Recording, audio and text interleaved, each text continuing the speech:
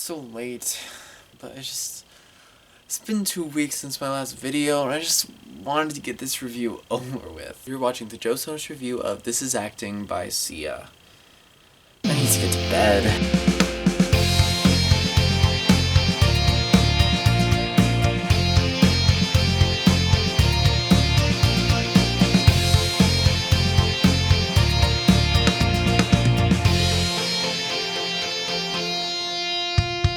Sia is an Australian singer, songwriter, and producer, and unlike other mainstream pop successes, it took her a while for her to get her footing in the industry. She's never had that really dramatic debut, smash hit single or record, so in the meantime she's had to pay her dues, work behind the scenes, doing a lot of co-writing for other artists. She finally, however, broke through that shadow realm of obscurity with the song Titanium, with David Guetta, and that song was originally intended for Alicia Keys, but it was passed on to Sia, and yet it blew up. Her next smash hit single was the song Chandelier, and again she wrote that song for Rihanna, but it was rejected, so she just decided to sing it herself. With all this writing for other artists, as well as the sort of incognito aesthetic she goes for as she tries not to show her face when she markets these records, it's almost as if she's reluctant to accept the fame that she pretty much has earned. But she finally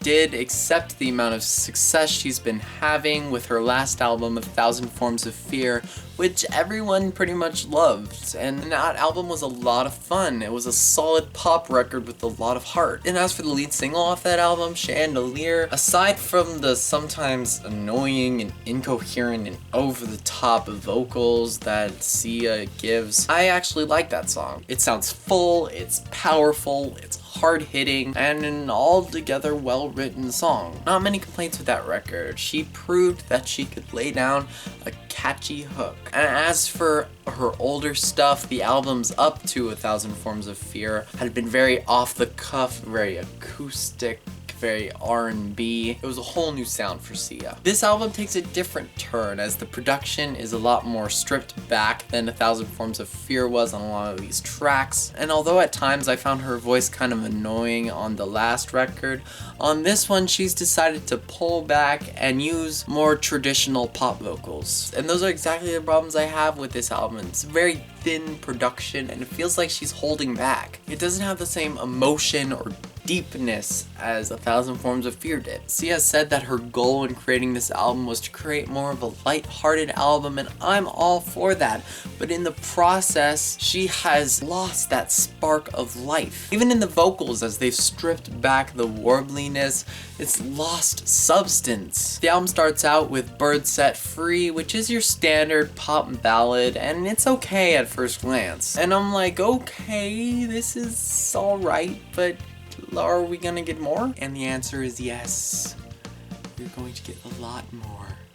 The same thing. Most of these songs feel like they're about to take off to someplace amazing, and some of them don't quite make it, whereas some of them just fall flat on their face. Like with the lead single from this album, Lie. It tried so hard, yet it failed.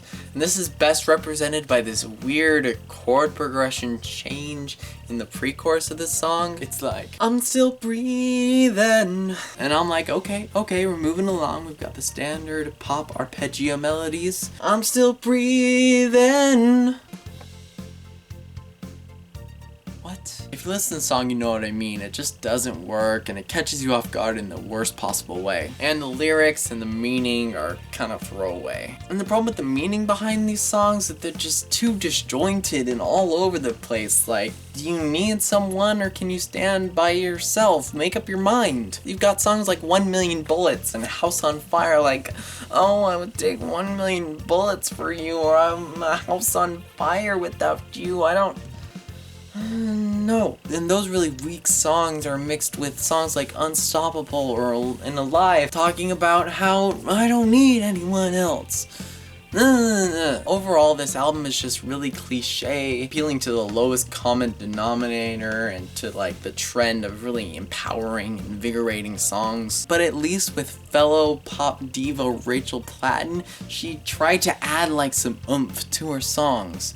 but this one, the production is just so thin. The track Footprints is a prime example of this, with a very underwhelming chorus and a build-up that kind of leads to nothing. It has a decent verse, but with nothing to back it up and no backbone really behind the song. It's like an arrow where it looks like it's about to hit the target, but it misses. And that's how a lot of these songs are. No real payoff. And did I mention boring? I had to listen to this 4 or 5 times, and by the 5th time I was just so sick of it. So bored of the cliches and the running around in circles and the repetitiveness and just the beating herself over and over and over again. Ranting aside, there were 2 songs that I actually quite liked on this record. First one is the last single that was released before the release of this album, and it's called Reaper. The song is just so tongue-in-cheek and snooty. It's about how she's just recovered and come back from a really abusive relationship, and yet the guy has just come crawling back, begging, and she's like, really?